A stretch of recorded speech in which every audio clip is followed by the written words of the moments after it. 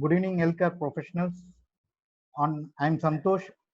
On behalf of Hansen Pharmaceutical Company of Johnson & Johnson, I welcome you all for the scientific webinar on guidance for return to practice in otorhinolaryngology and head surgery, neck surgery. First of all, it's my pride and privilege to welcome the eminent panelists, Professor Naresh Panda, Dean Academy IAOHNS, Professor Mohan Kameshwaran, Chairman IAOHNS, Dr. K.K. Anda, President IAOHNS, and Dr. P. Vijaya Krishnan, Secretary IAOHNS. I welcome you all, Doctor. And I also welcome all the delegates who is attending this webinar through online. So with this, I hand over the session to Dr. K.K. Anda, President IAOHNS. Please take over, Doctor. Good evening, and thank you, Mr. Santosh Kumar. I thank Janssen for facilitating this program, which is very, very relevant in today's time. This is an initiative of Indian Academy of Otorhinolaryngology and Head and Neck Surgery. And the aim is, as the epidemic of corona has moved forward, perhaps it has still not reached the peak, but we can't sit idle for too long. We have to come back to our work. We were already doing emergencies, semi-emergencies. So the question being asked is, how long should we wait? What are the precautions we follow in OPD, in our admissions, in wards, and in OTs?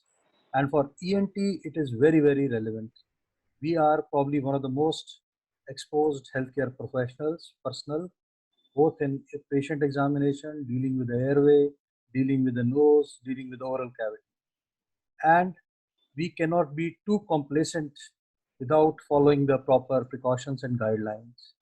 There are medical legal implications, there are your safety issues, there are issues for safety of the patient. So today the program is chalked out in a format. We are going to have two talks, both very, very eminent speakers. The first talk will be by Professor Naresh Panda. He is currently the head of ENT department in PGIMAR, Chandigarh. He will be talking about the outpatient department aspects, how to approach our OPD practice in corona scenario, what are the precautions, type of PPEs, and some border and gray areas, some question marks. This will be followed by Professor Mohan Kameshwaran's talk on inpatients and our OT practices, theatre practices. Again, very, very relevant. And as you know, Professor Mohan Kameshwaran, he is the current chairman of Indian Academy, and he was the founder of Indian Academy, and has a vast experience. And he is the MD of Murph Institute in Chennai. So I will request Professor Naresh Panda to start with his talk on OPD practices in today's COVID times. Professor Naresh Panda, please.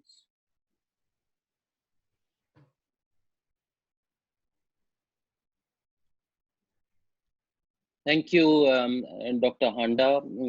Good evening, everybody. Professor Mohan Kameshwaran, Chairman, Indian Academy of Otorhinolaryngology, Head Neck Surgery. Professor K.K. Handa, the President of the IAOHNS, Dr. Vijaya Krishnan, the members of the pharmaceutical Hansen, dear colleagues attending this webinar, seniors and friends. I would be talking on the considerations for ENT outpatients clinics during this COVID times.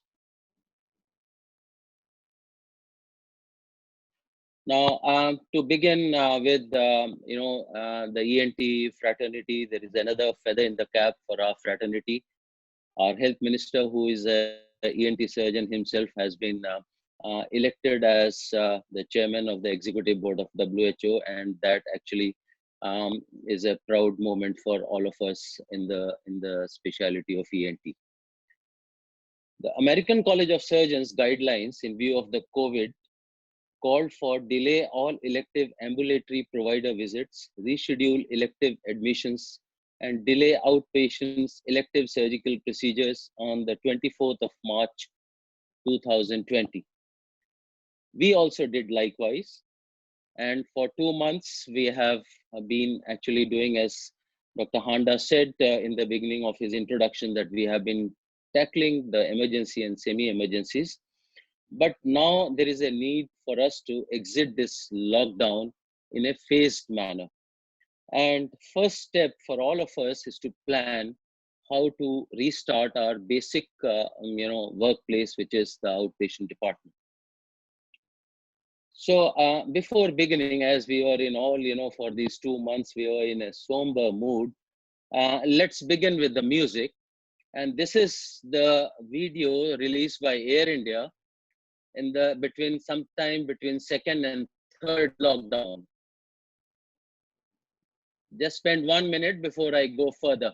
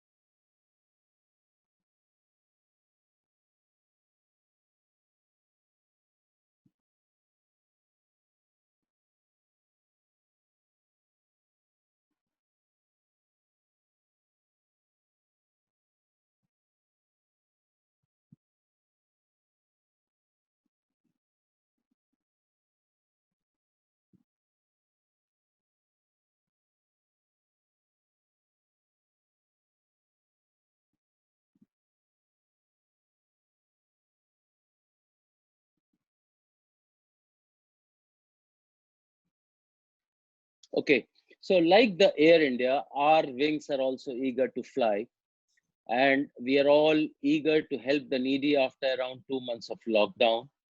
The patients too are eager for our kind words, solace, and our healing hands. And we are all ready to go to our primary workplace, which is our outpatients department.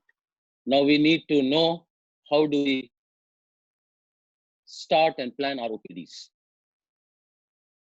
The COVID pandemic has shaken the world, and this picture depicts the human predicament as we have been locked out like animals. And way back in 2019, we were enjoying our life. We never anticipated what is going to happen in 2020.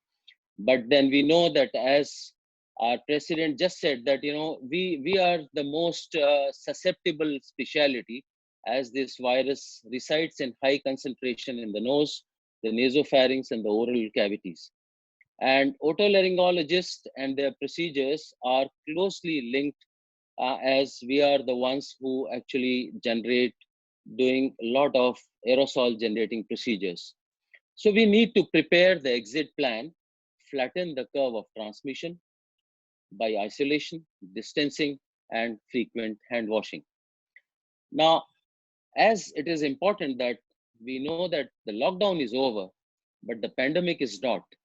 During the planning for exit, we need to take care of the 3 C's: the care of our patients, the care of the healthcare professionals or personnel, and how do we deliver the care safely. Now, coming to the PGI, these 2 pictures, this is the right side of the screen is the picture at the entry of our OPD. And you can see the registration counter where, I need not emphasize what's going to happen there, so much of overcrowding. And we can't have, during this COVID times, this is unacceptable. So we need to plan how we are going to start our OPD process. And we at PGI are actively, for the last a month or so, are planning our OPDs. How are we going to do it? So let me explain with this diagram that we are planning to have a holding area for the patient. So directly, they will not be entering the outpatient department, whereas they will be coming first to the holding area. From the holding area, the patients would be called in batches of 10. So we are planning to set up a screening OPD for 10 patients. So 10 patients get in, go for screening, and the screening, after the screening is over, for fever, cough, breathlessness, any loss of smell, taste, all this, and if the screening is negative, they only go to the registration process. And after the registration process, and then they will go, and there will be a preference for different age groups, children, and then middle age group, and the elderly people. And then they go to the respective OPDs from the registration area. Even in the registration, where is the waiting area in the respective OPDs. And I'll be coming to describe how we are going to restructure our OPDs so that we are safe, we don't intermingle with the patients, and we see them without much of overcrowding. And after the consultation, they go to the pharmacy, and then ultimately have their medicines, and then they head back home. So this important that we know about something about the practice protocols for patients. So as I was saying, earlier, pre-COVID times, we were seeing around 800 to 900 patients in the ENT outpatients, and we plan to keep 10% of the earlier attendance. That means we have decided that we would not be seeing more than 100 patients, that too in a staggered way. So what we have done recently now, we have not started the physical OPDs, but what we have started is something called a telephonic or teleconsultations. So the patient rings up, there is a helpline consisting of 16 telephone lines. He calls this registration, he gets registered, a card is generated. These cards are now sent to the respective OPDs, and we have started doing it for the last 1 week. And then we have the smartphones, then these numbers are, the patients are called, and then they are asked about their complaints, they are asked about their symptoms. And then we also use the smartphones to have their pictures of the investigations, pictures of the neck swelling, etc. And then we give the consultations. We have been doing it for 1 week, and then the response is quite good. And in fact, we have been seeing a lot of patients who actually need not come to the OPD, and earlier they were all crowding our OPDs for these simple ailments. Now, physical examination, even now we have decided that we will not be doing physical examination, but some of these cases may be belonging to semi-emergencies or emergencies, and they are called for physical examination. The second phase of our OPD services will be the physical examination. And as you can see this picture, we have planned to do the restructuring in the OPD. Now, restructuring means the patients and the healthcare workers will be entering the OPD complex. This is our ENT department located at 4th floor level.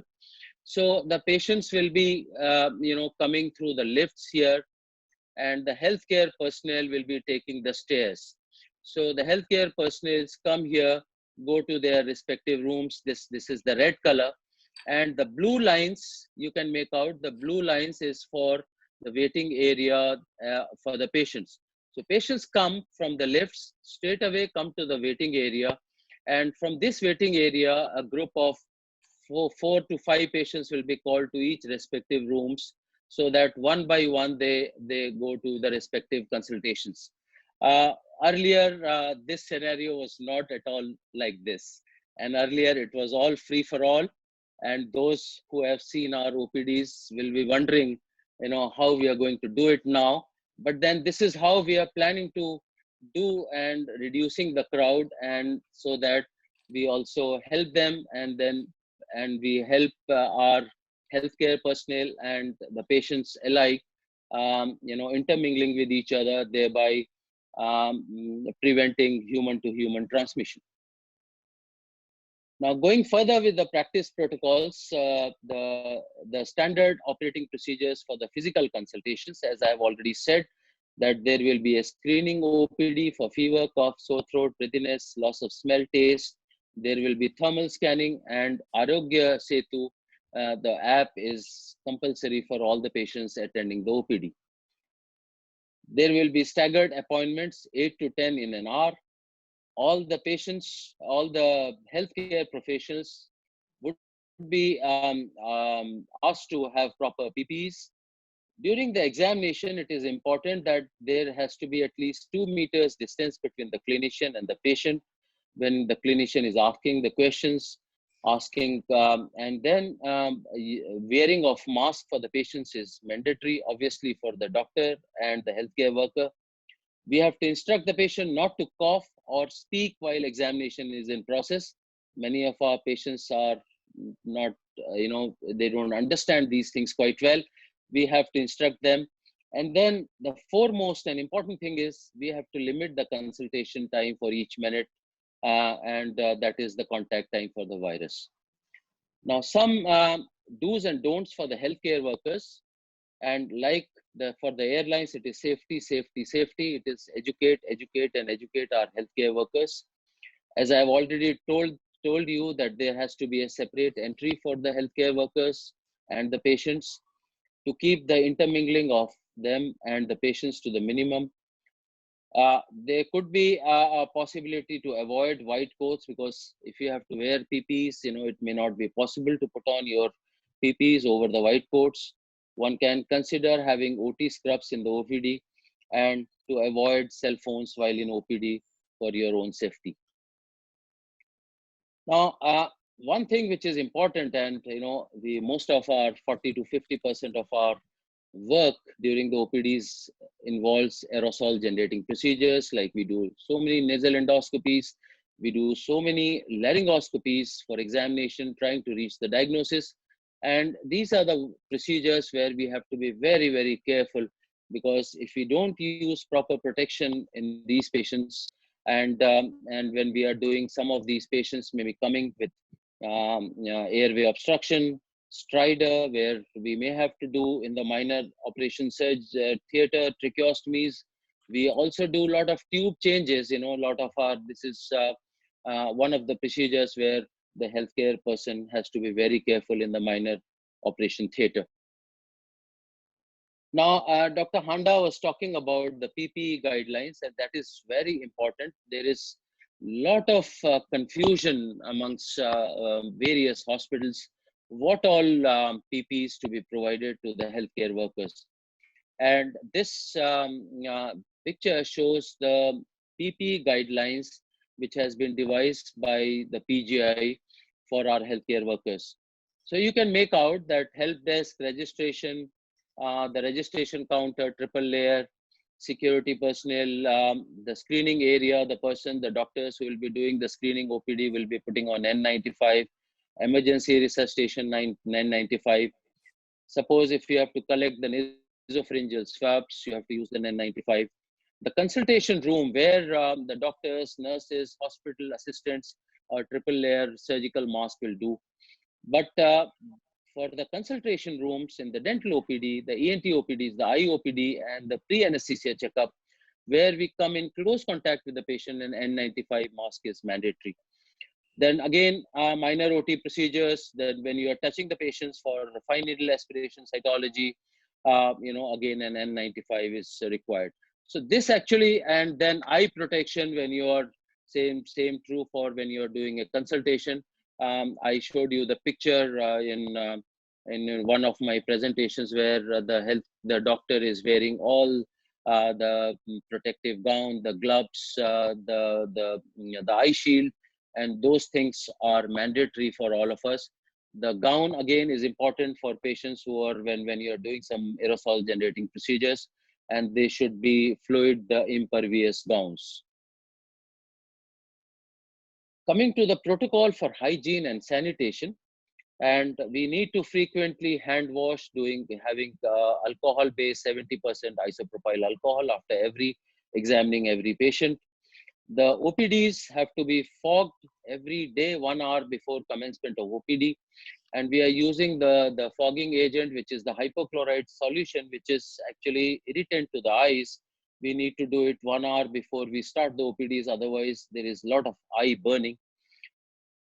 one important thing is to consider regular application of the disinfectant hypochlorite solution on surfaces, that is door handles, switches, your other things which unknowingly will be touching.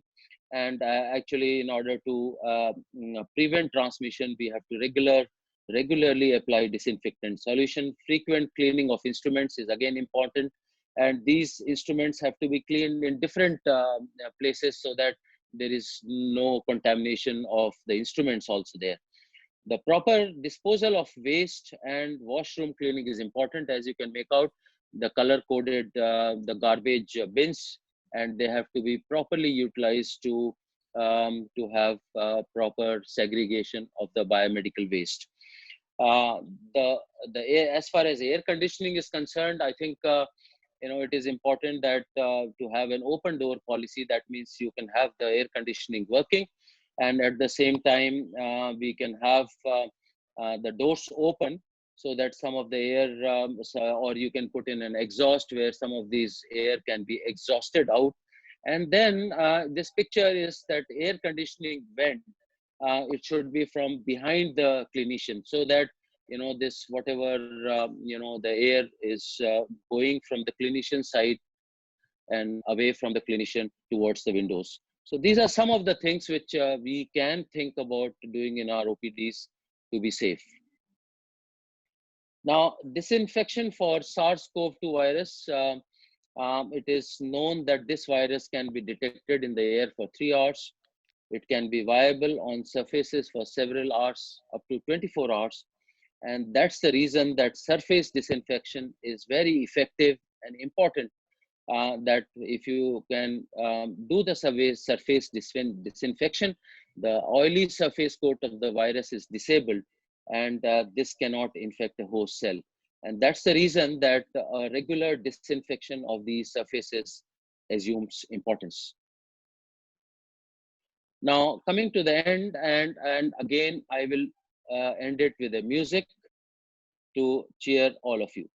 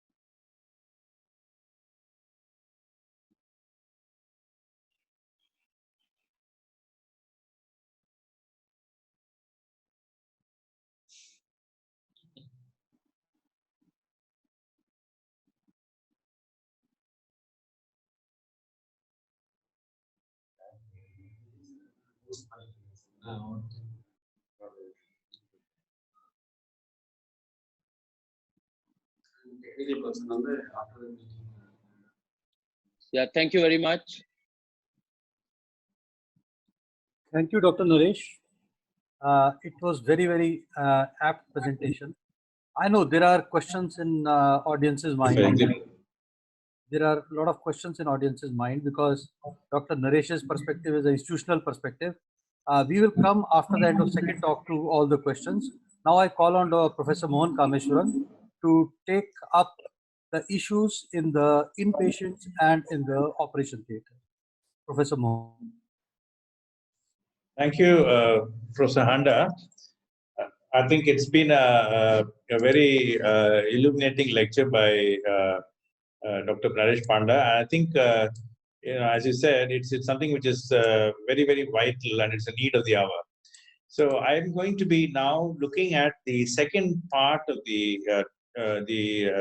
webinar today, which is to return to clinical practice in terms of considerations for admissions to hospitals and also how to start surgeries. The day March 11th, 2020 is a day I think which all of us will remember for a long time to come. That was a day WHO declared COVID-19 a global pandemic. Now that set in motion a whole lot of a ripple effect, which was felt all over the world. In many, many countries, they had to take necessary action immediately. And in fact, now it transpires that every continent in the world, with the exception of Antarctica, has been affected by the virus. Soon after this, about a week later, the Surgeon General of the United States proclaimed a formal advisory to all healthcare facilities in the United States to cancel all elective surgeries. And the main idea of this was twofold. It was to prevent transmission of the virus within the healthcare facilities, which meant from patient to patient, or from patient to healthcare professionals, or from the professionals to the patient. And also to conserve the healthcare facilities, including hospital beds, to treat a possible overwhelming number of people likely to be affected by the pandemic. So it was actually a twofold thing. And as it turned out, this was very important because, in fact, later on, the hospital beds were requisitioned and were completely overwhelmed and filled with patients in the United States. Now, the COVID-19 infection has been described as a three-stage process. The first stage is an asymptomatic incubation period, roughly from 2 to 12 days. And for ease, we say 2 to 14 days, where you could or you could not detect the virus. The virus may or may not be detectable. The second stage is a non-severe symptomatic period when the symptoms are very mild and the virus is present, of course, and can be detected by tests. And in the stage 3 is when the symptoms become overwhelming. It's a very severe respiratory symptomatic stage with very high viral load, the patient goes in for ARDS, multi-system failure, and eventual mortality. Now, it's very important to emphasize that not all patients go through all the phases. In fact, we know now that more than 80% of patients in the community who have the virus are quite asymptomatic. So therefore, it's only a very small proportion who become symptomatic. In fact, even in this small proportion, a further small proportion goes in for very severe disease, which needs hospitalization and then ICU care and so on. The initial enthusiasm for a blanket ban, however, on all elective surgeries has now been tempered in these 2 months by a number of other considerations. The first consideration is a realization by healthcare professionals and facilities that the virus is not going to run away. It's going to stay with us. It's going to remain with us in the foreseeable future. And postponing all elective surgeries indefinitely is not a practical proposition. It may have an impact on the long-term well-being of a number of people, patients who will be needing intervention for various reasons. Thus, there is no doubt that there is a need to work out a safe exit policy and a strategy from the current situation of complete lockdown, and especially with regards to restarting elective surgeries, and at the same time minimizing the risk to patients and healthcare professionals and the personnel of the hospital.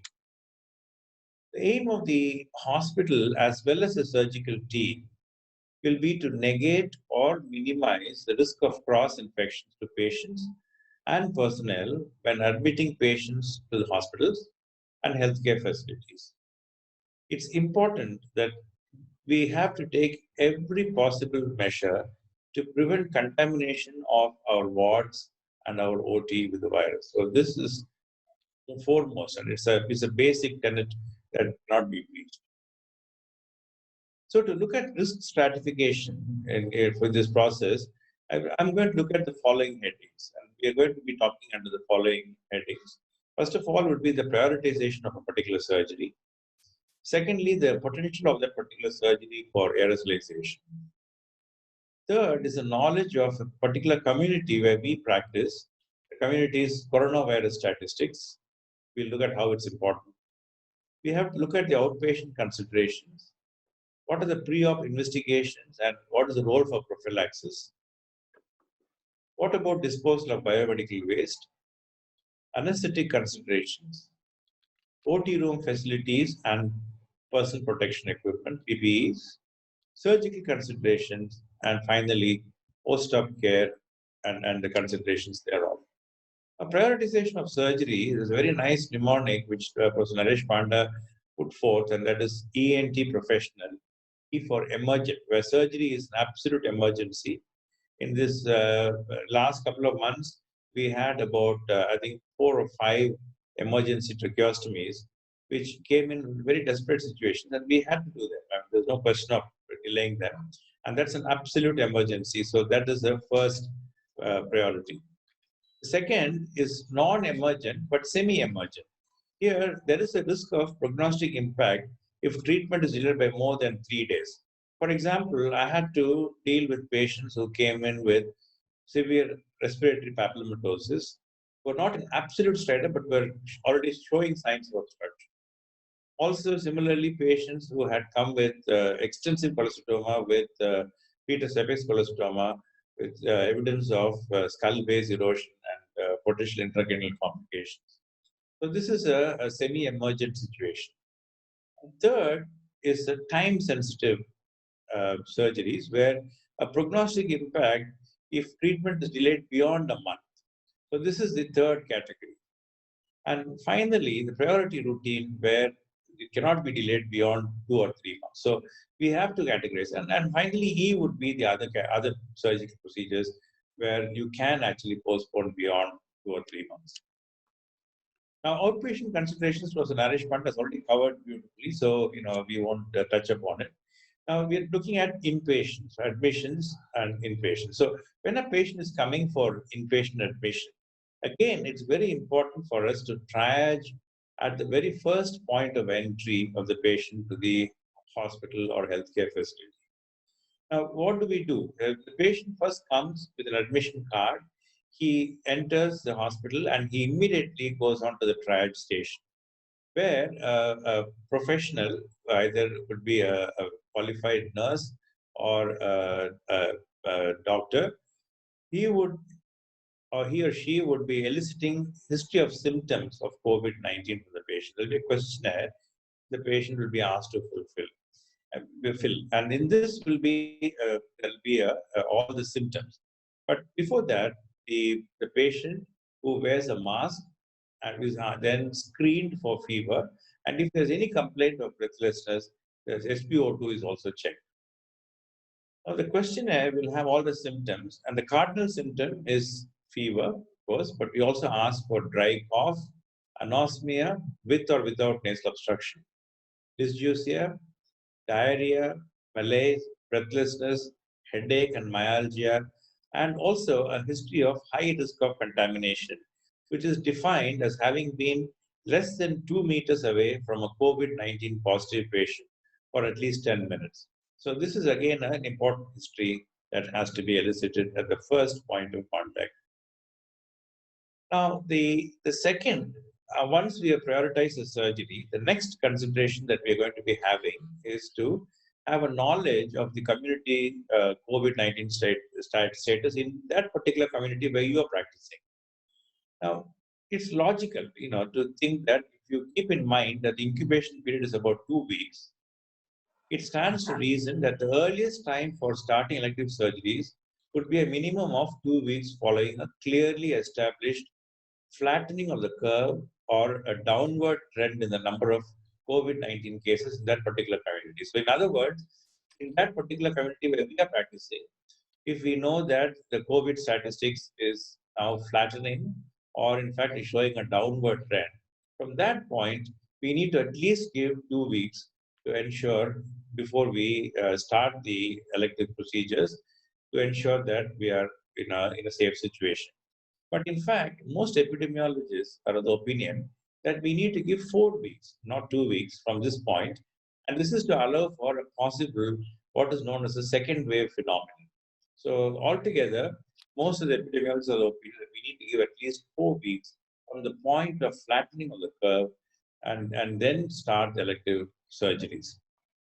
Now, this is a wonderful idea, of course, and it's ideal, but there are very many practical issues with this concept. The first is that we do not have proper or adequate COVID test facilities, and it's still not freely available. In several states across the country, COVID tests are only performed in government medical institutions. It's not available in the private sector for private practitioners to access.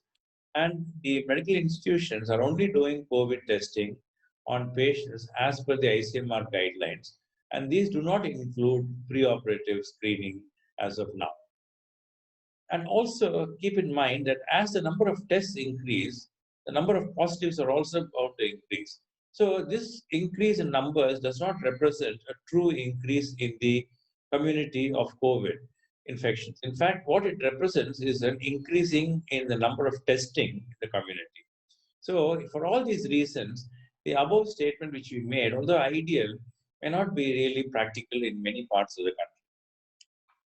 So what are these preoperative investigations that we are now going to be doing for COVID-19, provided these facilities are available? Now, ideally, prior to surgery, you need to have a pre-surgical testing for virus, and this would be mandatory in many countries. And this should be done ideally about 48 hours before the surgery. But there is one practical problem. There are some places where it takes much longer for the results to be out. It may take 4 days, 5 days in some places simply because of the volume and they're not able to cope. So in these situations where the test may take a little longer, you have to give allowance for that. But ideally, admit the patient within about 48 hours of receiving the test. And if you're doing the preoperative testing, if you cannot do the preoperative testing, you have to then treat every patient as potentially positive for COVID-19. So if you can do the test and you get a clear negative, then of course it makes you comfortable. But even then, you still have to consider them as potentially positive because of the more than 30% false negative reports which come from these tests. Now, antigen testing, there are two types of testing. One is the antigen testing and the other is the antibody testing. The antigen testing is still the gold standard for COVID-19. And it's an RT-PCR test which is done. Usually takes a few hours. Antibody testing is a rapid test. It can be very quickly tested and you look for IgG and IgM. But then the problem now is that the kits which have been brought in for doing antibody testing are all very suspect because the standardization for these kits is now very, very questionable. And many of these test kits have been returned to the countries where they were manufactured because of inadequate safety standards of these tests. Another useful way of screening these patients preoperatively is radiology. So chest X-ray should be done for all patients who are going to go for surgery, which we do anyway. If there's any suspicion in the chest X-ray, then we could either ask for an ultrasound or even better, a CT chest. But then keeping in mind the cost of this intervention, as well as the risk of radiation, CT chest should be ordered wherever there is very strong suspicion of a positive exposure of the person. And oxygen saturation has been useful in many countries, particularly in Italy, where they have used this almost as a screening tool. That any patient who comes with a history of exposure to COVID and who has any complaints in the ear, nose, and throat area, if they complain of any difficulty, any breathlessness, or even if they complain of nasal obstruction and so on, the SpO2 is checked. And if the SpO2 is below 95, then the patient is then sent for a CT chest. This has been the policy in Italy. And it seems to have produced some very helpful help for them to pick up these patients. In fact, many of the Italian surgeons whom I had actually personally talked, some of them said that they relied more on SpO2 and CT than even RT-PCR for diagnosing their preoperative patient. So as I said, RT-PCR is an antigen detection tool. It's the gold standard, although it has a false negative of 30%.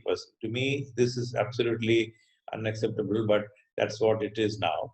And if you have a very strong suspicion that this patient is going to be positive and the RT-PCR is negative, then the options that you have is that you can repeat the test on the 5th day and again on the 14th day if you still are very, very suspicious of COVID positive. So clinical impression for you is also very, very important. Now, antibody testing, as I said, if you have antibodies, particularly if you have IgM and IgG, it means that you have been exposed, you developed immunity to the patient, to the virus, And that's a very good sign. So if you have the, particularly in healthcare workers, if antibody testing can be done reliably and it shows antibodies in the healthcare professionals, then that means that they are really quite well protected to go and do their job with the patients. So serology has to be done prior to admission. All patients and caregivers who are going to be admitted should ideally have pre-admission antigen testing and RT-PCR. This is easier said than done. Now, of course, in a city like Chennai or in Delhi, for example, or big institutions like PGI, this is possible because we have access to private labs which are doing these tests. And therefore, it's quite possible for us to send a patient whom we are scheduling for surgery to have a preoperative RT-PCR. But there are many states where this is not available for the private sector, and only in government institutions they are done, as I've already told you. And government institutions are only doing it as per the ICMR guidelines, and preoperative testing is not in the ICMR guidelines as of yet. So if you cannot do that, if you cannot do this preoperative screening, then please assume that this patient is COVID-19 positive. So you have to assume that every patient who is going to be admitted who has not had a test is going to be COVID-19 positive and take appropriate measures, which we'll talk about in a short time. All patients, even if they're doing let's say we have scheduled a patient for surgery in, let's say, in 4 days' time, the protocol in our institution in Chennai would be that 2 days prior to admission, he would have the RT-PCR. And from that point, we ask them to isolate themselves completely at home. So they don't meet anyone and they keep themselves. And same applies also to the caregiver. So if we are going to admit a child, then the caregiver may be either the mother or a grandmother or somebody like that. And only one caregiver is going to be allowed to be staying with the patient. And this caregiver is also screened for RT-PCR if possible. If not, they also follow the same routine as isolation for at least 2 weeks prior to surgery if this test cannot be done. If the ideal patient who you admit is a patient who is antigen negative but antibody positive, the person is perfect because they have resistance to the virus and they have no evidence of the virus. So these are the patients who will need no further testing in the hospital, no matter how long they're going to be with you. But let's say both are negative. The antigen is negative and antibody is negative. Fine, you can admit the patient, you can do the procedure. But if the patient is going to be staying in the hospital or healthcare facility for more than 2 weeks, then it's mandatory and it is in your interest to retest the RT-PCR or the antigen test after 2 weeks of admission to the hospital. So long stay patients in the hospital will need, after 2 weeks, to have a repeat test for the RT-PCR, provided they are not, if they don't have the antibody testing done preoperatively and its antibody is not known. What about prophylaxis? Now, we've all heard a lot about hydroxychloroquine. In fact, ICMR recommends it also. And, it became very popular with President Trump, of course, propagating it. But the evidence for hydroxychloroquine has been slowly dwindling, I'm afraid. And in fact, one of the very recent articles in Lancet has very clearly demonstrated that there's absolutely very little evidence to suggest that hydroxychloroquine offers any prophylaxis in COVID-19. And on the other hand, it definitely has significant risk of fatal cardiac arrhythmias, susceptible people who have a long QT, and therefore has to be given with extreme caution under medical supervision. So therefore, it's only fair that we relook at hydroxychloroquine prophylaxis in the long run, and I think there's need has come now in view of this Lancet article now, for the scientific minds to rethink this strategy we've been following all along. What about precautions in the operation theatre? There's no doubt the surgery can pose a high risk to personnel. So therefore, it's very important to ensure proper OT sterilization. One good thing, and the silver lining in the cloud, is that this virus is extremely fragile and can be very easily killed or destroyed. So proper sterilization, whatever the method, will easily get rid of the virus. So it's very important for us to ensure that OT sterilization is done, and preferably to be done every day and before we start the surgical procedure, at least an hour before. The operating room should ideally have a negative pressure airflow. This would be perfect because this would prevent aerosol from escaping from the OT. But this is not always practical, and I think it's very difficult in India to restructure the entire OT.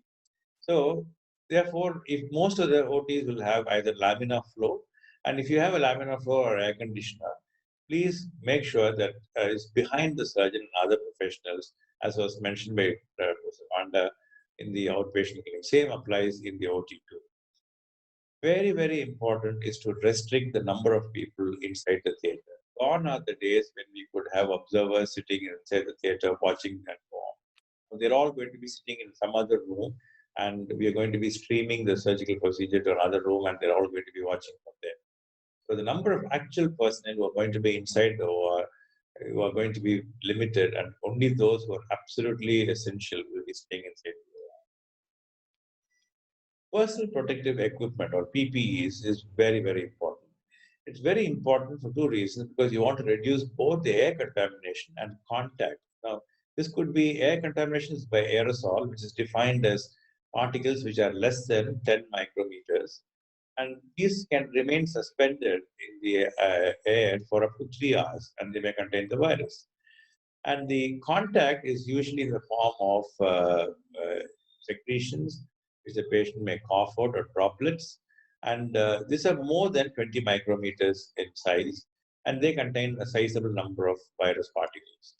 So, and particularly ENT procedures where the patient will be coughing or sneezing, who are very prone for producing droplet infections. Both of them can carry the virus, and it's very important for the personnel in the OT to be protected with personal protective equipment. So PPEs can be either FFP2 masks, which are N95 masks, or powered air purifying respirators, as shown in the picture, PAPRs. These are more expensive. It comes to about 1.5 lakhs or so, but they are very helpful in that they are very, very protective, and also prevent so much of fogging. So they are very helpful for long procedures, surgical procedures. A cap is very important. Eye protection is very, very important. This could be in the form of a helmet with a transparent visor, ideal. And where it is not possible to use a visor, as in the case of microsurgeries and so on, tightly fitting goggles becomes very important. It has to be long-sleeved, impervious gowns, which has to be worn, and particularly procedures which are prone for creating a lot of aerosols, like, for example, airway surgeries, or where you use drills in the mastoid and so on. You need to definitely have a proper hazmat type suit. And gloves, needless to say, is very important. Now, there are some surgical procedures which are not generating the aerosol. So they are non-aerosol generating procedures. For example, it could be a thyroid surgery, or it could be a superficial surgery in the neck, like a removal of a lymph node, or so on, where you are not actually going to be entering the airway or contaminating the theater. Here, the American Academy recommends that it's enough that you wear proper surgical mask and gloves and eye protection, and all that you need to be doing, like every other time, but have a proper mask. And this is very important. Now, this is a picture of me in the theater in a procedure like a high-risk procedure, like, for example, a mastoid surgery or a tracheostomy. Here you can see that I've got a hazmat suit inside, the full head cover, and on top of it, the sterile gown, double gloves, and a visor which is completely covering the face. There's an N95 mask. So what is not shown is the leggings, which are also covering the foot. So it has to be a proper care. The same thing applies to all the personnel who are going to be inside the OR. Appropriate biomedical waste disposal was very, very important. All cytotoxic drugs into the black box, soil waste into the red box, and it's for deep burial. And anatomical waste also goes into the yellow for deep burial, and infected plastics and sharps have to be sent to hospitals where they're all properly managed. Now, anesthesia in general is very high risk procedure in COVID era, but particularly so in ENT practice. So ENT anesthesia is something which has to be looked at very carefully. Now, how do we go about, how do we minimize the risk for the anesthesiologist and indeed all personnel in the theatre? The first rule is during intubation and extubation, when the actual surgery is not being carried out, the surgical team is best asked to stay outside the OT. Only the anesthetic team and the essential personnel for the anesthetic procedure stay inside. And patient enters the OR with a surgical mask on him. And then the pre-oxygenation is done by the anesthesiologist over the surgical mask prior to the laryngoscopy and intubation. A plastic drape with access holes for the hands of the anesthetist is made over the patient's head, and I'll show pictures of that during the pre-oxygenation and also during intubation. As soon as the tube is put into the trachea, it's immediately inflated and then connected to the anesthetic circuit. And the plastic drape is then removed after securing the endotracheal tube. A closed circuit mechanical ventilation is preferred and it prevents aerosolization of the virus. During extubation, the reverse happens. You again have a plastic wrap over the patient. The deflation of the endotracheal cuff is just done before the extubation. Endotracheal tube is covered with drape during the entire extubation. Surgical mask is immediately put over the patient as soon as the tube is removed, and then the post-oxygenation is done over the patient. Now, this is an image of a natural image in our hospital. You can see the plastic drape which is completely covering the patient right up to the chest. Tube comes from inside here. The anesthetist has the two portals through which the hands of the anesthetist enters the field. The mask is held over the surgical mask which the patient is wearing, and the pre-oxygenation is anesthetist is completely protected with a full hazmat suit and a visor to cover the face shield to cover the face. During extubation, through the same sheet or wrapper, the intubation is done and then the tube is immediately inflated, connected to the circuit, and then the fixed, and only then is the plastic wrapper. Now, what about surgical issues? There's a proclivity for respiratory pathogens to involve the middle ear, nose, nasopharynx, oral cavity, oropharynx, and upper airway, as we know. In other words, the entire field for the ENT surgery. So there's no ENT surgical field that is really free from the virus, and we have to be very, very careful about it, as our president said in the very introductory remarks. Viral upper respiratory tract infections directly or indirectly result in middle effusion also, middle infections, and via this tissue. And we really don't have proper study till now about the prevalence of virus in medullary effusion or in medullary infections. And we don't know the viral load in this situation. It's best to assume that if a patient comes with effusion, then they may be positive in the effusion for the coronavirus also. Significant aerosolization happens also during drilling for the mastoid and irrigation, as well as in nasal endoscopy, laryngeal and tracheal surgery, all airway surgeries. And simple surgical masks are ineffective at preventing inhalation of the bone dust particles by the personnel in the OT. So an N95 respirator or a mask has been shown to significantly decrease the particle exposure in this. Some studies up to 95% reduction in the risk to the. So let's look at each subspecialty. In otology, we know that bony microspicules are generated by drilling of the mastoid, and they can penetrate also the cornea. Not only can they enter via the nose and the oral cavity, but also via the cornea, and penetrate the cornea and serve as a possible vector for viral transmission. The operating microscope may offer some protection for the eyes in practice, but there are no studies to actually validate this till date. And transconjunctival spread of COVID-19 has been reported in more than one publication. So this is a technique developed in UK, which our colleague shared with us. And you can see here, there's a 2 microscope drape technique. It's just quite cheap to do, and it's very simple and practical. Here, one drape covers the microscope as is usual. A second drape is modified, so it goes from the microscope to the patient, completely enclosing the patient up to the chest.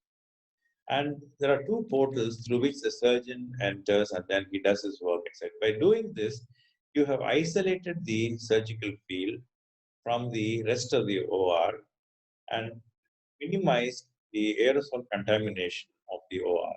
So this is a very simple technique. Now this is a picture from Germany, and you can see another technique which is being used here. The surgeon has isolated himself from the surgical field with drapes, and this completely cuts him off. And this is a microscope objective, and cuts him off from the field. But there are a couple of flaws in this.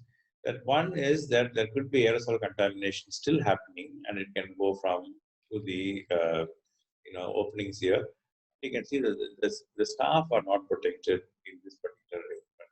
So this is not something which I would recommend. This is something which is happening in our center, doing otological procedure, where you can see that the same arrangement is made from the microscope, one drape covering the microscope, another drape from the microscope covering the surgical field completely.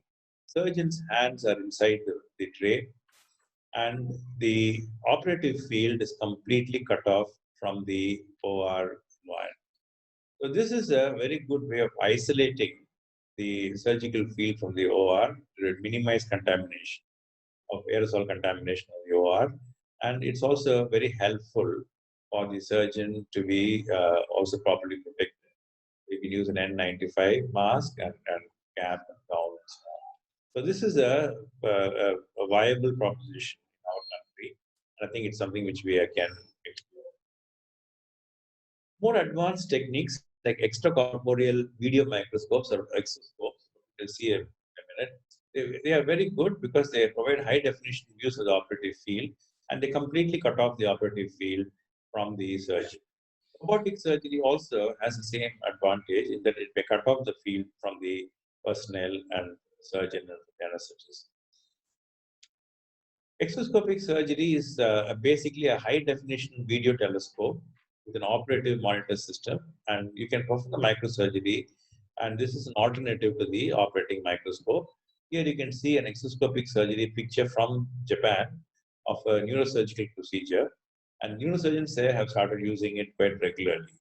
It is quite possible that it may also catch up in otolaryngology in the years to come, and we still don't know, but this is one definite option where you can completely cut off the aerosol risk to the OR, but it is expensive.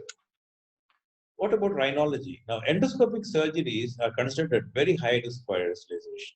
So, use of a face shield with a full hazmat suit is absolutely important for all personnel, and particularly for the surgeon. And powered instruments should be avoided as far as possible because of the risk of aerosolization is very high in using microdebriders and so on. In head and neck, airway surgeries pose particular risk to the person noti. Use of diathermy should be limited again because of the risk of aerosolization.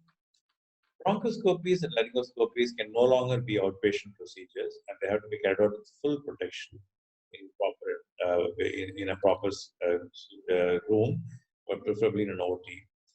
Tracheostomy has to be done with special considerations, and we look at those issues. This is microlaryngeal surgery being done by me in this period for a patient with papillomatosis who was coming in with airway obstruction.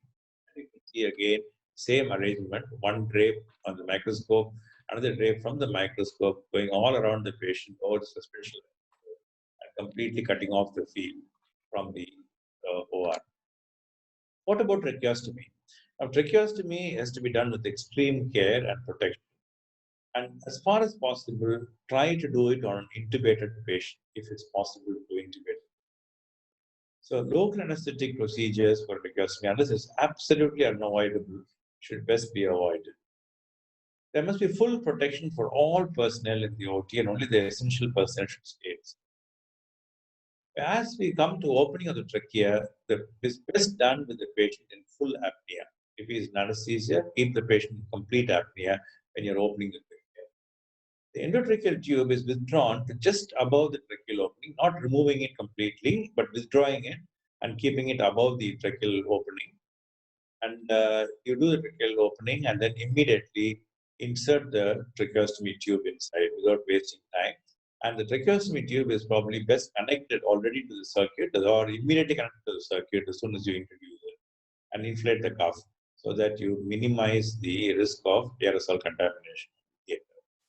So a closed circuit is connected and ventilation is assumed at the earliest as soon as the tube is introduced to the trachea, and then only the endotracheal tube removed from the mouth.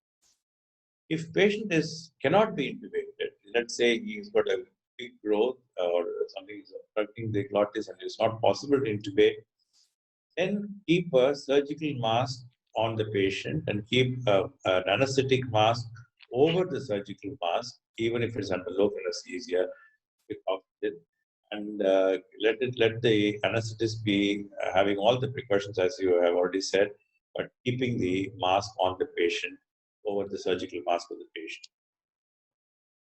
Now, given the risk of exposure to potentially infectious aerosols with the use of high-speed drills in otology, airway surgeries, and endoscopic surgeries in patients with COVID-19,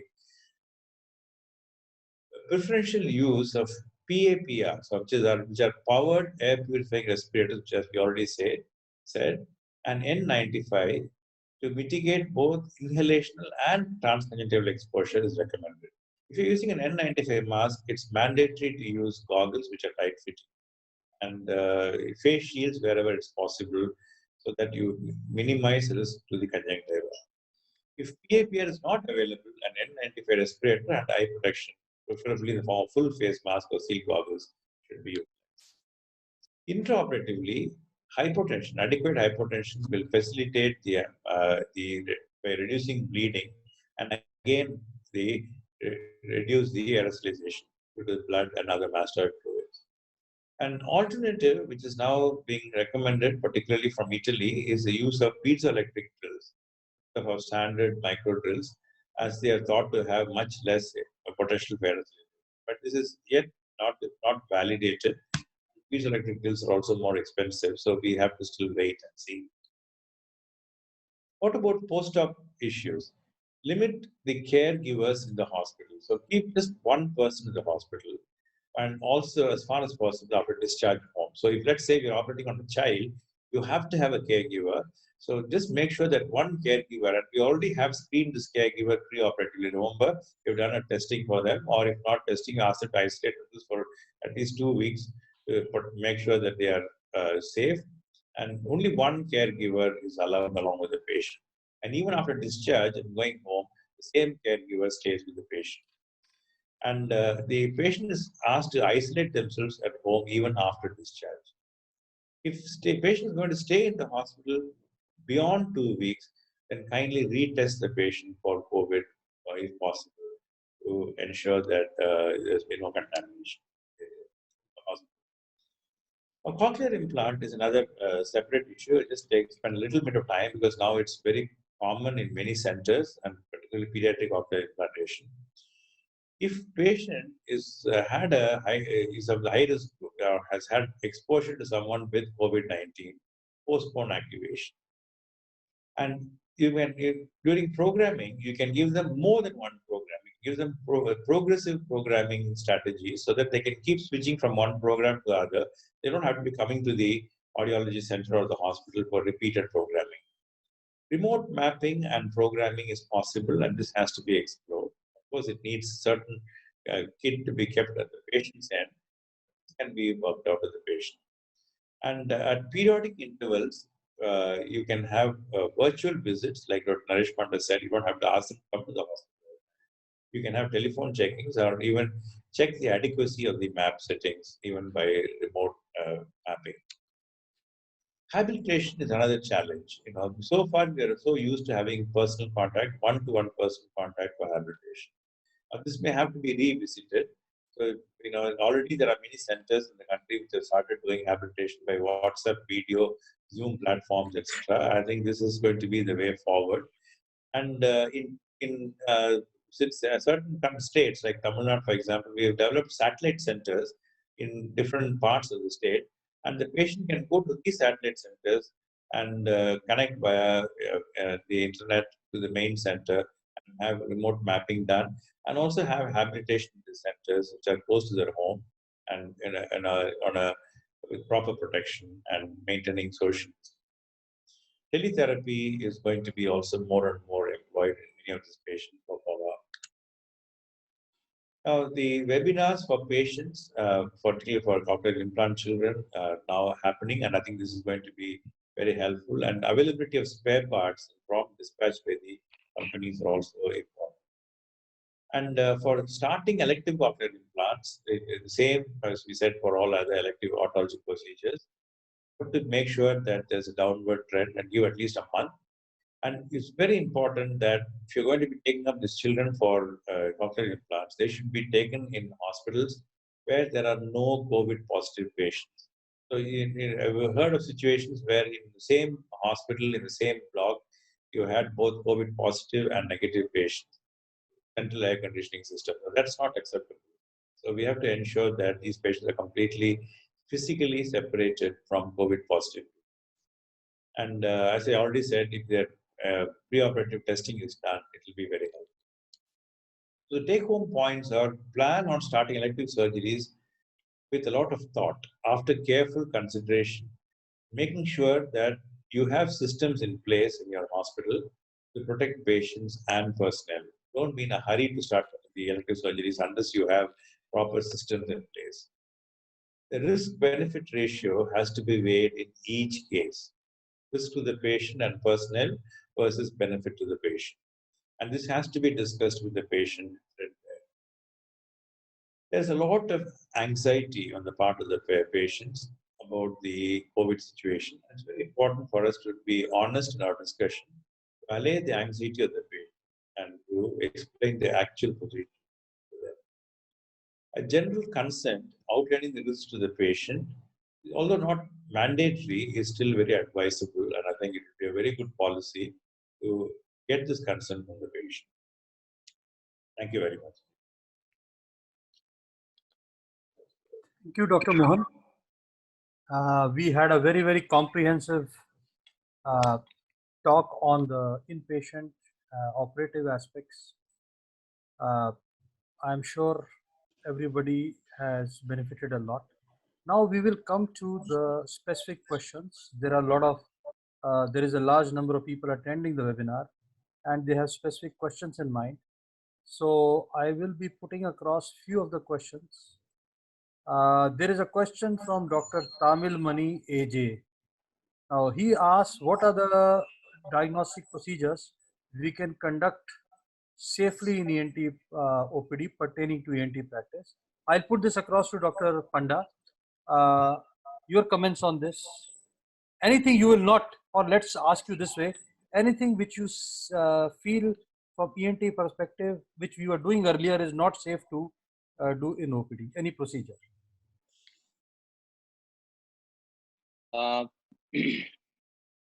Earlier, we have been doing a lot of these endoscopic procedures, endoscopic biopsies, nasopharyngoscopies, nasopharyngoscopy and biopsy. We have been, these are the procedures which are virtual no at this point of time. You got to be very careful, and when you are doing this in the OPD, obviously, full protection may not be ensured for your patient, for your health, for yourself, and the other adjoining staff members there.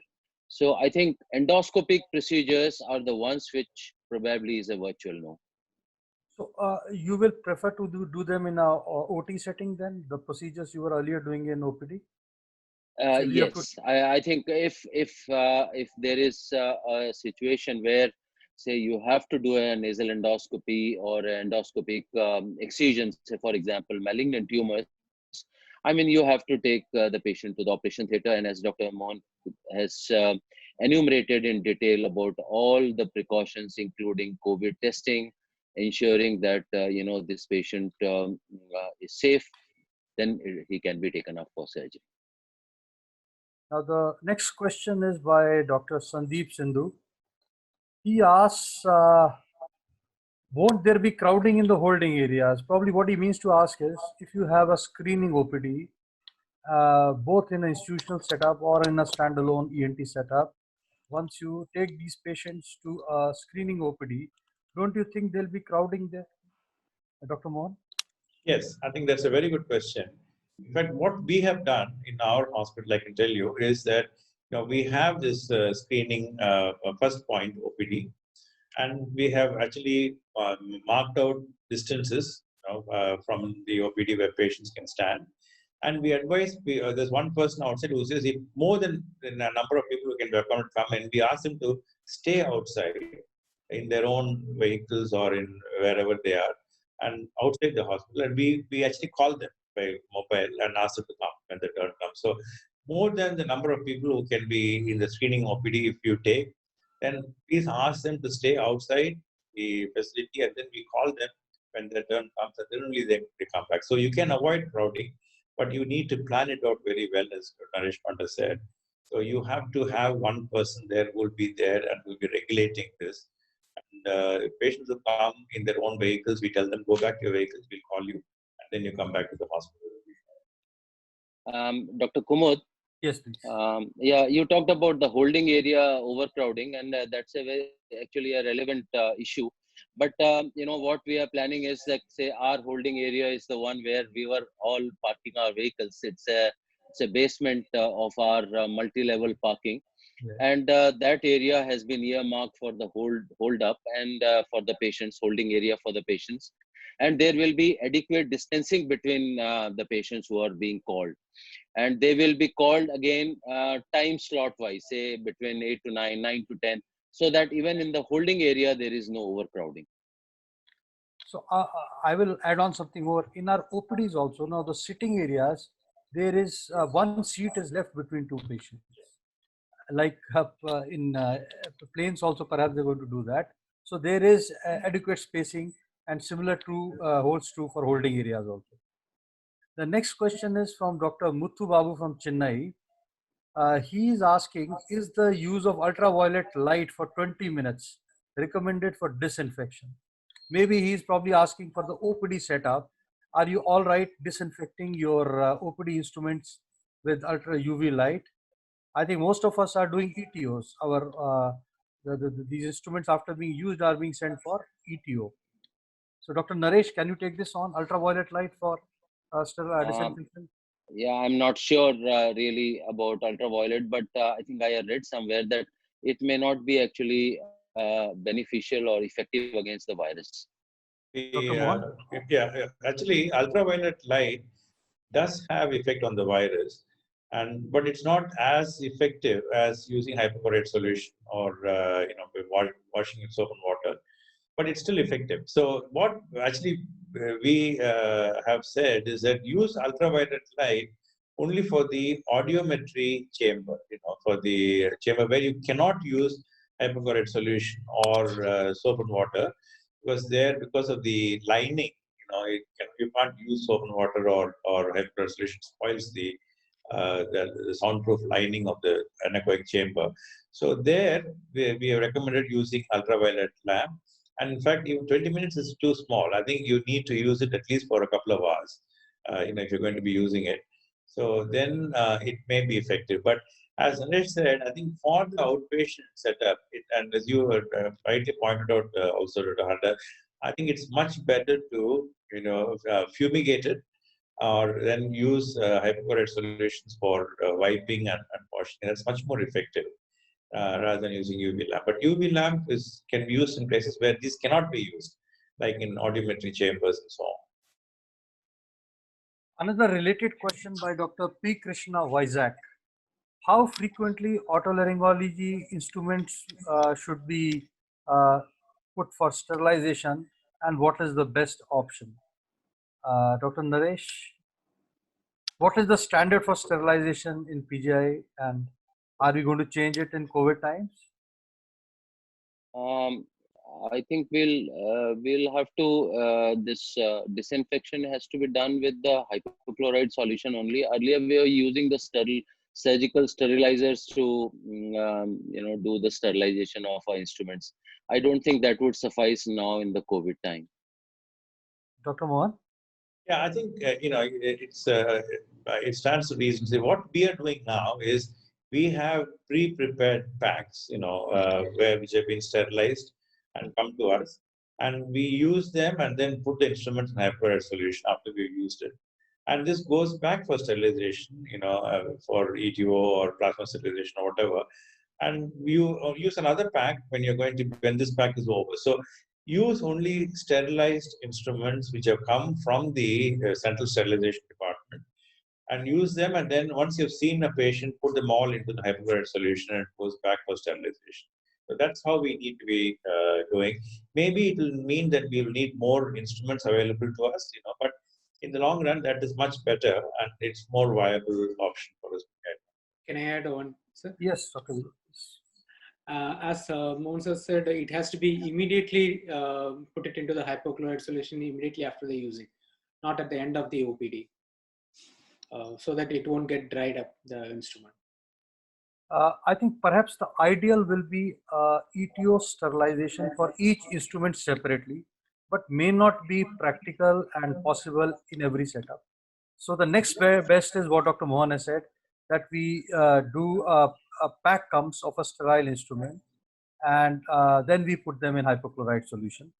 But we must understand the ENT instruments, previous practices have to be upgraded, because this is where the infection is going to come. OT is always going to be very sterile, we are all protected, but OPD is perhaps in the most unsuspected patient, we are at a risk, and the patient is at a risk. So the sterilization, OPD sterilization has to be proper and correct. Now the next question is from Dr. GPS Murthy. He's asking what should be the appropriate distance while ear procedure or during neck surgery. Perhaps what he means to ask is the surgeon, how far he should be during ear procedure or any neck surgery. Do we increase our distance? Is it possible? Do we do social distancing when we are doing surgeries? I don't think that's that's possible. You have to be close to the patient. You can't outstretch your hands when you are performing your surgery. So the only issue is that, as Dr. Mohan very clearly demonstrated, the barrier, what you have to do, and as he very nicely demonstrated about the microscopic drape and another drape which actually separates that surgical area from the surgeon, and so that you can avoid being exposed to the aerosols. But I think distance, as far as when you are operating, you got to be close to the patient. But indirectly, we can make some changes, like we start operating on the monitor. A lot of surgeries, even in otology surgeries, I have seen a shift, and we have also started doing. We start looking at the monitor. Then your personal exposure in laryngology, we already doing. So perhaps we can that way our direct access to the field, if we can make it indirect, maybe that is more protective.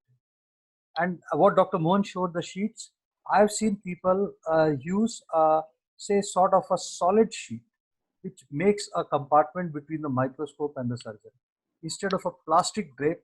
But it is more convenient. But problem is, from the sides, it is not total barrier proof. What the sheets being used in MRF, they are totally barrier proof. These ideas keep on coming as the problems come, and I think nothing is sacrosanct. The next question is from Dr. V.S. Raju from Kakinada.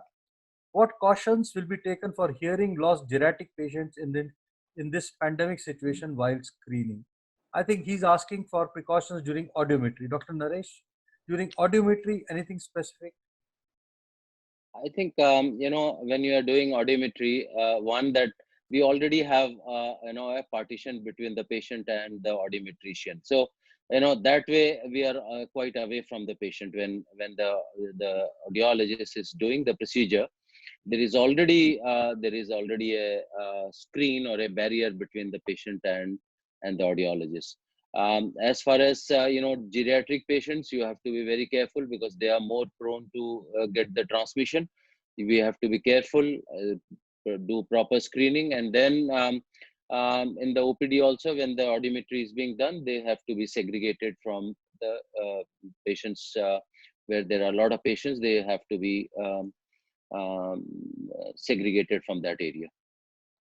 The other thing that we have done in MERP is that, see, we have, if you have 3 rooms, for example, 3 audiometric rooms, then we rotate the patients between the rooms. And we also limited the number of appointments, now audiometry appointments. Initially, if we are doing about, let's say, 25, 30 audiometric tests in a day, we now do about 10 or so, and we space it out over the course of the day. So when one room is used, the other room is then being sterilized by ultraviolet, and then the next appointment is taken on, and so on. So this kind of sort of rotation between the various rooms, if possible, will help minimize also. Also, when the test is being done, the patient is wearing a mask, just as the audiologist is wearing a mask. So again, that limits the contamination also. So social distancing, as Dr. Naresh Mandra said, is already there in an audiometric room. But in addition, wear a mask for the patient. And also, please, stagger your appointments so that you extend over the course of the day and limit your numbers. Next question is by Dr. Gautam Khond. He's asking chemoprophylaxis for medical personnel, HCQS. Now, let me ask Dr. Naresh and Dr. Mohan, have you taken HCQS yourself? No. No. Dr. Mohan has. Dr. Mohan has. Yes, I have also taken. I took, and I still regret it, because I'll tell you why, Naresh. I took, and I had a terrible headache. And I actually didn't know why I was getting a headache. I've never had headaches. I never get headaches. So I came back next day and I was complaining that I was getting headache. And then suddenly Vijay also said he also had headache. And then one more consultant also came and said, I've got a headache. And I then rang a bell. I said, all of us took hydroxychloroquine yesterday. And then that's it. This is the last hydroxychloroquine that I'm taking. And I stopped with that. So no more, after 2 weeks and 4 weeks and all the rubbish is gone now. So end of the day, I think this evidence for hydroxychloroquine, Gautam, is very, very flimsy now. And by the day and by the hour, the evidence is dwindling actually. And this latest article, I think, is the final nail in the coffin for hydroxychloroquine. So as far as I am concerned, hydroxychloroquine is dead and it deserves a deep burial somewhere, well along with the COVID virus. So not even for chemoprophylaxis, or high-risk professional also? Absolutely. Good. We have lost 2 doctors in Chennai from hydroxychloroquine. Okay. 2 doctors, both very young, So there was a report of a doctor from Guwahati. He had taken a combination of azithromycin and HCQS. Early days, about 2 months back. Both prolonged the QT interval, and it's a terrible combination. In Chennai, 2 young doctors, both of them died, and postmortem revealed that they had obstructive cardiomyopathy, and hydroxychloroquine for them was fatal. So it's a terrible drug. The next question is from Dr. Munka, Prakash Munka. He's asking, sir, can we do COVID test for ourselves, and what is the reliability? And it is said that 30% are false negatives. I think that is a fact, 30% are false negatives. But this question, Dr. Naresh, can we take COVID test should we take COVID test for ourselves? Ourselves? Yes. But what he's asking is, all high-risk healthcare workers, like all of us ENT surgeons, should we test ourselves? Theoretically, you could say that, since we are in that COVID environment, one may have to get the test done, because you never know, you may be asymptomatic and still carrying the infection. But otherwise, I think it is mandatory that when you are taking in a patient for surgery, that patient has to be taken up, because he may be coming from outside, he may be coming from the community from where he may have got the infection. Yeah, preoperative COVID testing is a standard today. Our institution also, each patient undergoes preoperative COVID testing. Dr. Mohan elaborated on that, 24 to 48 hours. We made it slightly more flexible till 7 days. I know there is an incubation period issue, but the logistics, the reports were taking 24 to 48 hours. As far as the healthcare worker, everyone undergoing a test, probably it is stretching it too far. Dr. Mohan, your inputs on that? It is a very interesting question actually, because ideally every healthcare worker should have an antibody test. Because that would make sense. If you had an antibody test, and if you are antibody positive, then you can sing all your way all along to COVID, because you're a Superman as far as COVID is concerned. So if you have an antibody test, but the problem is none of the antibody tests which we have are reliable. The kits we have till now are all extremely dubious. So, you really don't know where we are. So, the initial enthusiasm we had for antibody testing is now, been tempered down because of the realization that these tests are not very reliable. But if you had reliable tests, antibody test is what you should ask for the health workers, not the antigen test. Interestingly, in Austria, I heard from Professor Baumgartner, who's head of department in Vienna, that in Austria, every healthcare worker has to have once a week an RT-PCR. So this is, a logistic nightmare, because in University Hospital in Vienna, they have 10,000 employees, and each test is 190 euro. So you can just think about the cost. So what they've done is they have now started doing pooling of, the samples, and then doing pool tests. For example, entire ENT department is taken as a one pool, and then they do the test. And if one of them is positive, then each one of them then goes through a separate test. I think this is a bit of an overkill. I think personally, right now, you don't have to have the test. But if antibody tests become available, please do it along with all your other colleagues, if it's available and reliable, whenever it's available. So the best situation is a positive IgM Yes. and a negative antigen. This That's right. means you have been exposed, you are not infective, and you have immunity. Absolutely. Yeah. So Now that's why, yeah, Dr. Handa, that's why actually, and as Dr. Mohan said, one, that we don't have the validation of the antibody test. Number two, antibody test has always to be supplemented with an RT-PCR. Then only, one can interpret. So antibody test alone probably would be insufficient to say that this person is not infected. So that's the reason actually. And then this still a long way to go. Earlier, there were a lot of enthusiasm about the antibody test, but then it's still to be validated. Now, there is another interesting question.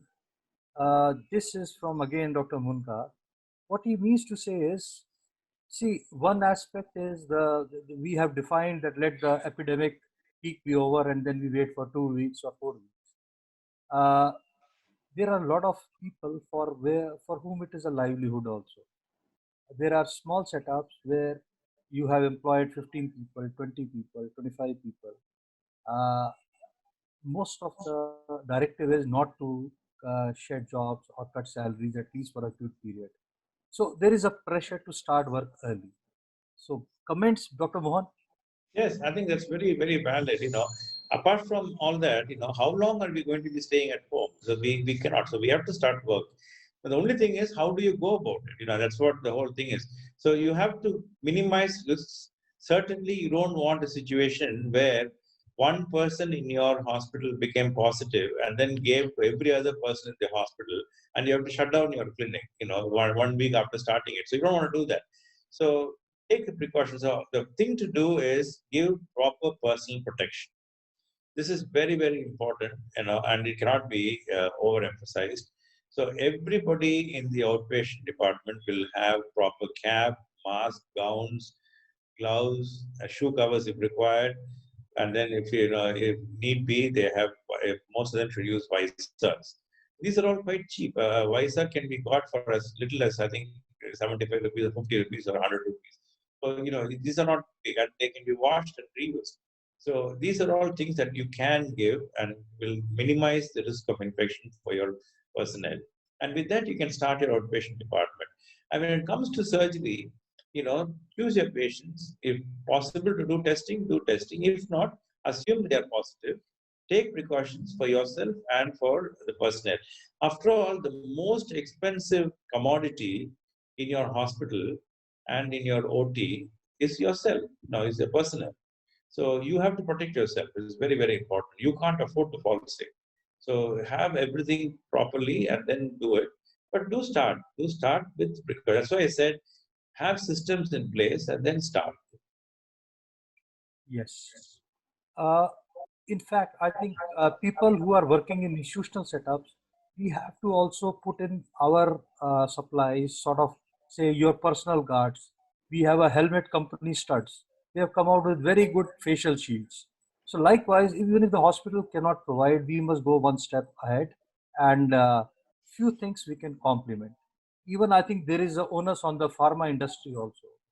They have been very, very liberal with the webinars, these academic activities which are required. But I think they should go one step ahead. People who are short of PPEs, who are really short and there is a need, probably some help should come from because pharmaceutical, the drugs, the patients are there, hospitals will be working full streams soon. So kindly help people who are in need, who are short of funds with PPEs at least. The next, there is a very good question. Kindly have guidelines regarding this. Now, they are from Dr. Vikas Gupta that we issue guidelines. Indian Academy is very soon coming out with guidelines. The initial committee has met. There is a draft made which will be finalized within the next 2-3 days, and it will be put to members. And perhaps Dr. Vijay, within a course of a week, will be out with guidelines. These are to help in our practice. These are become a standard so that if you want to quote somewhere for your demand of PPE, for safety demand, classifying as stratifying the risk, low, medium, high, it will be of help. So it will be almost a week. Please visit our website, IAOHNS website, where the guidelines should be there. So as the time is over, I thank Professor Mohan Kameshwaran, Professor Naresh Panda for their very enlightening talks. Dr. Vijaya Krishnan, who's done all the groundwork, inviting people, making the outline, and our sponsors who made this possible. And I'm sure the Indian Academy will come out with more and more programs which will help everybody and add a good academic quotient to the whole exercise. Thank you very much. Johnson for this webinar on today's topic, which is more relevant in the current situation. So I thank the chairman, IAOHNS, Professor Mohan Kameshwaran, the president, Dr. K.K. Handa, the secretary, Dr. Vijaya Krishnan, and Dean Academy, Dr. Naresh Panda. And also the speakers for the day, Professor Naresh Panda and Professor Mohan Kameshwaran share their expertise, which will surely help all the attending delegates. I thank both eminent speakers for your very useful information and guidance for return to practice. And I thank the moderators, Dr. K.K. Handa and Dr. Vijay Krishnan. And also, I thank all the participants across India attending this session through digital medium. And my colleagues who made this event more successful by inviting their own doctors from various locations across India and making this program grand success. And I thank the technical support, Mr. Lokesh, and also I thank my colleague Santosh, who have been continuously coordinating with Dr. Vijaya Krishnan for making this program going flawlessly without any interruption. And also, once again, I thank all of you for the cooperation and support. And thank you very much. Good night.